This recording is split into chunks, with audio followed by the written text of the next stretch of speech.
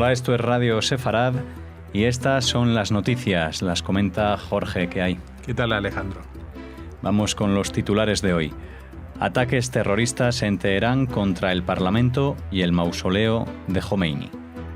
Ataque con martillo a un policía en París de un seguidor de Daesh. Estados Unidos ataca fuerzas gubernamentales sirias que penetraron en el perímetro de su base. Conflicto con Qatar. Trump tuitea apoyando efusivamente la iniciativa de aislamiento saudí. Tras estas noticias regresaremos con la agenda cultural. Ahora hablamos de 4 hombres armados que han entrado disparando en el mausoleo del fundador de la República Islámica Jomeini, situado en el sur de Teherán, capital de Irán, antes de que uno de ellos detonara su cinturón con explosivos, mientras otro se ha suicidado con una pastilla de cianuro. Un tercero ha sido abatido por las fuerzas de seguridad y el cuarto, una mujer, ha sido detenida. La explosión del kamikaze ha causado varios heridos. Poco antes, otros 4 hombres con fusiles automáticos se habían abierto paso a tiros en el parlamento de ese país. Los primeros datos hablan de 2 muertos y varios heridos en los ataques. La información es confusa, ya que algunas fuentes señalan que uno de los atacantes al Parlamento habría sido acorralado, mientras que otras aseguran que habrían logrado escapar. Bueno, en general toda la información de que disponemos es muy confusa porque solamente proviene de la agencia oficial iraní Fars y en general no son fuentes siempre fidedignas. Recordemos que aunque se llama república, pues lo que hay en Irán es el gobierno teocrático de los ayatolás, controlan absolutamente todos los resortes del poder, incluida la prensa y lo que se puede dar a conocer y lo que no, etcétera, etcétera. Esto nos ha sorprendido a todos, en primer lugar a los iraníes, porque ellos durante muchos años se han dedicado a financiar el terrorismo de signo chiita en el mundo. Cuando hablo en el mundo, lo digo con conocimiento de causa, porque yo, por ejemplo, que soy argentino de nacimiento, pues los iraníes han estado detrás del atentado antisemita contra la AMIA y 2 años antes contra la Embajada de Israel en Argentina, hace más de 24 años. Desde que ellos subieron al poder en el 79, han estado organizando el terrorismo mundial de su signo, y con esbirros como el grupo Hezbollah, que actualmente domina el Líbano y apoya a las fuerzas gubernamentales en Siria, con lo cual pues la influencia de Irán en la zona es más amplia y también abarca a las milicias chiitas que pululan y dominan de hecho el país vecino Irak desde la intervención militar en la guerra de hace más de 10 años. Y ahora, de pronto, ellos tienen el terrorismo en casa. ¿Quiénes son estos terroristas? Pues en este caso es muy, muy fácil identificarlos porque son otro grupo terrorista a los que ellos han financiado para que los maten, que son Daesh. Daesh es un grupo terrorista que no se diferencia mucho en sus metodologías de lo que los propios iraníes han financiado, ni tampoco en los libros que utilizan como libros básicos para inspirarse en su martirologio, pero sí que responden a una corriente dentro del Islam totalmente distinta que se llama sunís. Los suníes y los chiitas se diferenciaron menos de un siglo después de la muerte de Mahoma. Desde entonces han tenido guerras más o menos latentes, pero últimamente es lo que nosotros llamamos la guerra civil musulmana, aunque los medios de prensa no suelen titularlo así, pero es lo que está sucediendo desde por lo menos hace 6-7 años y el principal escenario es Siria, pero no es el único. Conocemos lo que pasa en Yemen, lo que pasa en Irak, lo que pasa en otras latitudes y entre otros escenarios pues hay que sumar también las ciudades incluso del país persa, de Irán, donde los ayatolás hasta ahora estaban muy tranquilos, y esto coincide en el tiempo con problemas para los otros financiadores, grandes financiadores del terrorismo, en este caso de corte suní, como ha sido Qatar. al cual vamos a tener que dedicar algunos programas, posiblemente uno este fin de semana, para explicar exactamente cuál es la bronca que tiene el mundo árabe con Qatar y por qué ahora mismo está en los titulares de los periódicos de todo el mundo. Y también solamente destacar una sola cosa, no por casualidad, de los 4 titulares que ponemos cada día, pues los 3 primeros de hoy tienen el mismo verbo, atacar. Un hombre agredió a un agente de policía con un martillo en la plaza junto a la Catedral de Notre-Dame de París, al grito de «Esto es por Siria». 2 agentes que acompañaban al que resultó herido lograron desenfundar su arma y disparar al terrorista que actuaba en nombre de Daesh, hiriéndole. El atacante es un argelino de unos 40 años que, según las primeras investigaciones, actuó solo en el momento del ataque, aunque se indaga si podría tener cómplices. No estaba fichado ni tenía antecedentes penales. Además del martillo, llevaba consigo grandes cuchillos de cocina. Pues esta vez no me voy a ensañar con las fuerzas de seguridad y policiales de Francia, porque este no era un terrorista fichado, por eso también su acción no llegó a mucho, más que pues hacer heridas al primero de los policías, porque evidentemente cuando uno actúa de forma tan diletante, pues las consecuencias, la reacción es inmediata. Pues no solamente que esta persona no estaba fichada, sino que tengo entendido que estaba casado con una sueca y que estaba haciendo una beca de estudios universitarios en Francia. O sea, esto es... yo siempre digo una cosa, es si alguna vez la ficción tuvo un gran nexo con la realidad, fue cuando alguien imaginó todas estas series de zombies. Pues no hay nada más parecido a un zombie que un terrorista islamista yihadista, porque actúa movido por instintos que van en contra de la razón, incluso en contra de la naturaleza, porque de forma natural todas las criaturas vivas de este mundo lo que tratan es de conservar la vida. Y en cambio muchas de las gentes que participan en este tipo de acciones quieren morir en el intento porque les han prometido una vida maravillosa con 70 vírgenes en el más allá, con lo cual estamos en lo sobrenatural.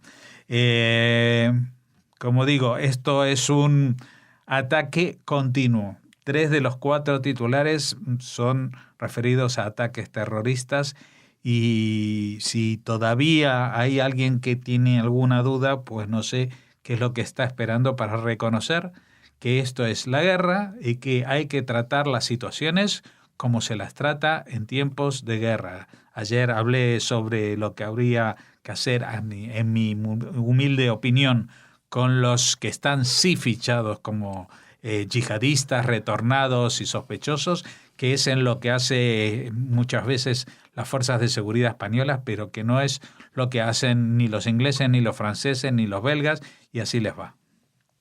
El Pentágono informó de que la coalición internacional que lidera atacó posiciones de fuerzas afines al régimen sirio en Al-Tanf, en el sur de Siria, tras avisarles de que se estaban adentrando en una zona con presencia de tropas estadounidenses. El ataque aéreo, que se produjo después de varios avisos por líneas habilitadas con Rusia para evitar encontronazos, tuvo como objetivo piezas de artillería, baterías antiaéreas y un tanque. En la zona se estaban desplazando más de 60 soldados del régimen sirio.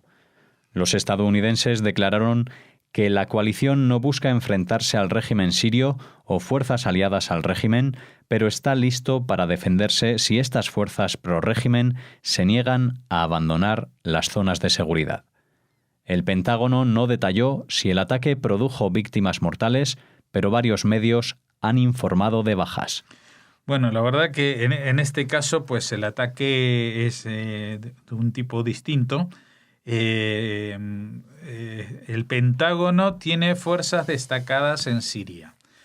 Recordemos que cuando estaba el presidente Obama no quería que la coalición internacional que lidera entrase en territorio sirio, porque era como una especie de tabú, pero la administración Trump dio permiso a las fuerzas norteamericanas para también asentarse o tener bases desde las cuales lanzar ataques en propio territorio sirio. Y así tienen una base en esta localidad y han determinado un perímetro de 55 kilómetros alrededor o algo así. Y si alguien se acerca a esa zona, pues ellos o disparan o alguien, si ven que se están aproximando, pues avisan a quien tienen que avisar, que es el que manda en la zona, que se llama Rusia, ¿no? Y los rusos ya se encargan de transmitir a los sirios o hacer sus propias maniobras y tejes-manejes para ver si hay que avisar a los sirios o que los sirios se tienen que morir, como ha sido el caso aunque en la prensa internacional nadie ha constatado que haya muertos, pero se supone, digo yo, que si los estadounidenses desde una posición de fuerza establecidos en una base disparan contra objetivos que se aproximan, que son piezas de artillería, baterías antiaéreas y un tanque, si le dan a un tanque, pues adentro seguramente no era un dron, sino que alguien iría y por lo tanto si le han dado al tanque ha muerto alguien, ha muerto soldados sirios. Y sobre esto posiblemente nadie haga ningún escándalo porque ya sabemos que Trump y Putin se llevan bien y tampoco se lo van a cobrar ahora, ya le deberá un favor para el futuro, de la misma manera que cuando Trump bombardeó todas las bases aéreas por haber utilizado supuestamente materiales químicos para atacar a la población civil, tampoco hubo ninguna respuesta ni condena internacional, por supuesto, más allá de algunos periodistas de Estados Unidos. Al día siguiente de la ruptura de relaciones diplomáticas con Qatar, anunciada por varios países árabes liderados por Arabia Saudí, y justo cuando Kuwait trata de lanzar una mediación para rebajar una tensión sin precedentes en los 36 años de historia del Consejo de Cooperación del Golfo, el presidente estadounidense Donald Trump ha entrado en escena este martes alineándose con quienes condenan a Qatar, como es habitual, a través de un tuit que decía: «Durante mi reciente viaje a Oriente Medio declaré que no se puede seguir financiando el ideario radical. Los líderes apuntaron hacia Qatar. Miren, y también, ojalá sea este el principio del fin del horror del terrorismo». Recordemos que Doha, capital de Qatar, alberga una base militar estadounidense donde está desplegado el mayor contingente de soldados americanos en la península arábiga y desde donde parten los aviones de combate que han bombardeado posiciones de Daesh. Sí, la verdad que, como decía antes, el tema de Qatar es un tema muy difícil de entender en las circunstancias actuales. Hay tantos elementos y ahora hay tantos expertos que saben sobre Qatar y que todos lo vieron venir, pero nadie avisó. Entre otras, una última noticia que no aparece aquí y que es más un rumor porque es difícil de confirmar, pero dicen que lo que ha hecho estallar la violencia diplomática de todos los países a los que cada día se suman más para romper relaciones con Qatar son unas declaraciones del jefe de este país, de Qatar, que fueron recogidas por Al Jazeera y publicadas en la página web de Al Jazeera, que es la famosa cadena de televisión del mundo árabe que justamente opera desde Qatar y en la cual hablaba de una condena tanto a Estados Unidos como a Arabia Saudí y los acusaba a ellos de financiar a Daesh y no sé qué. Bueno, no se sabe muy bien. Ahora, el rumor es que esas declaraciones, que el gobierno qatarí ha negado que sean reales, fueron puestas allí por hackers ¿de dónde? Pues de Rusia, evidentemente. Los hackers de Rusia han sido acusados del triunfo de Trump, de que casi le quitan el triunfo a Emmanuel Macron y ahora parece que también están detrás del complejo diplomático de Qatar. Si es así, pues Rusia está librando una guerra cibernética de primer orden con unos niveles de agresividad que no se veían ni desde los peores días de la Guerra Fría, cuando la crisis de los misiles. Solamente que ahora los misiles son virus electrónicos que entran en las redes, se las inutilizan o implantan falsas verdades, como se dice ahora, por no llamarlas mentiras, en páginas oficiales como la de Al Jazeera, ¿no?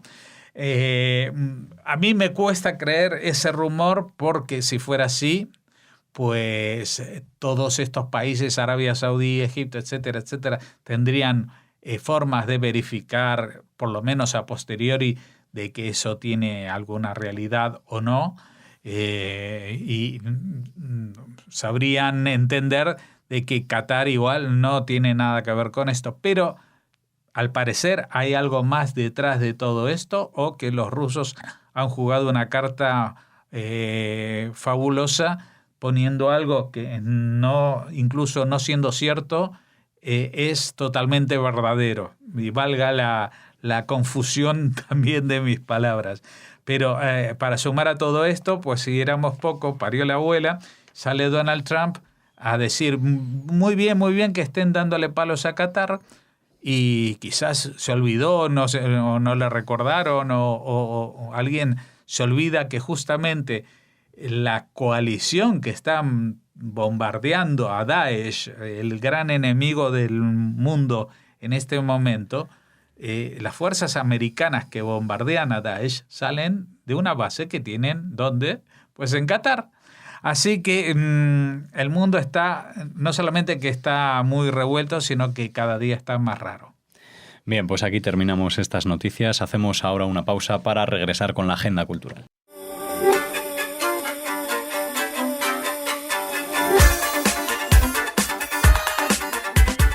Volvemos con la agenda cultural. Hola, Raquel. Hola, Alex. Hola a todos los que nos escuchan. Para que nos cuentes a todos los que nos escuchan y a los que no, a los que no, y a los que no, a los que nos tienen de fondo, porque igual también hay gente que nos tiene de fondo mientras hace sus cosas en casa. Seguro, espero que sí. Es una muy buena forma de oír la radio. Es una buena señal también. ¿Qué nos traes hoy? Cuéntanos. Pues empezamos hablándoles de un libro que publica Acantilado. Se llama Los intelectuales en la máquina de guerra de las SS, y trata un tema muy interesante. Tenían apenas 30 años cuando Adolf Hitler llegó al poder. Eran juristas, economistas, filólogos, filósofos e historiadores. ¿Por qué decidieron formar parte de los órganos de represión del Tercer Reich? Tras acceder a los archivos del SD y de las propias SS, el autor, Christian Ingrao, El autor investigó la trayectoria de un buen número de estos académicos. Este estudio pionero muestra que el exterminio en los campos de concentración y exterminio, lejos de obedecer únicamente a la demencial mentalidad del Führer, se anclaba en un sistema de creencias compartidas por muchos de los miembros de la generación que creció en la Alemania derrotada y sometida al Tratado de Versalles. Bueno, esto no nos lo tiene que demostrar, mostrar el autor porque es sabido, ¿no? Pero será interesante ver qué archivos corroboran esto, ¿no? Y en buena medida, continúan desde la editorial diciendo, y en buena medida la historia del nazismo se erige sobre las experiencias personales de fervor y de resentimiento de estos hombres y mujeres tan ávidos de creer en su nación como de destruir lo que pareciera amenazarla. Ellos teorizaron y planificaron la eliminación de 20 millones de individuos de raza inferior y organizaron e intervinieron en el exterminio de 1 millón de personas. Bueno, más de 1 millón de personas. Además de hablarles de la publicación de este libro de Christian Ingrao, comentarles que estará acompañado por el historiador Ferran Gallego, autor de libros como, por ejemplo, Todos los hombres del Führer, de Auschwitz a Berlín, Alemania y la extrema derecha. Estará acompañado, como les decimos, en un diálogo sobre creer y destruir, que es el título que lleva el libro, cuyo subtítulo es Los intelectuales en la máquina de guerra de las SS, el martes 20 de junio en el Instituto Francés de Barcelona.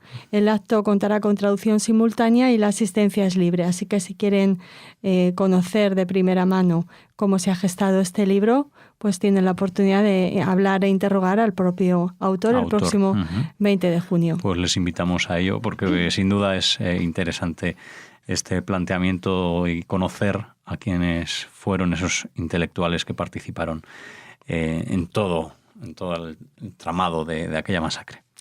Y seguimos de alguna manera hablándoles de Alemania, pero en este caso, y también de la Shoah, en este caso en formato cine, porque Las flores de antaño del director Chris Kraus ha inaugurado la 19ª edición del Festival de Cine Alemán de Madrid.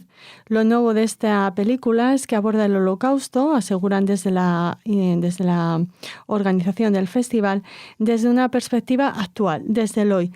Esto es lo que la hace diferente a otras películas sobre el tema. Aborda estos traumas del pasado y cómo los protagonistas los viven hoy en día.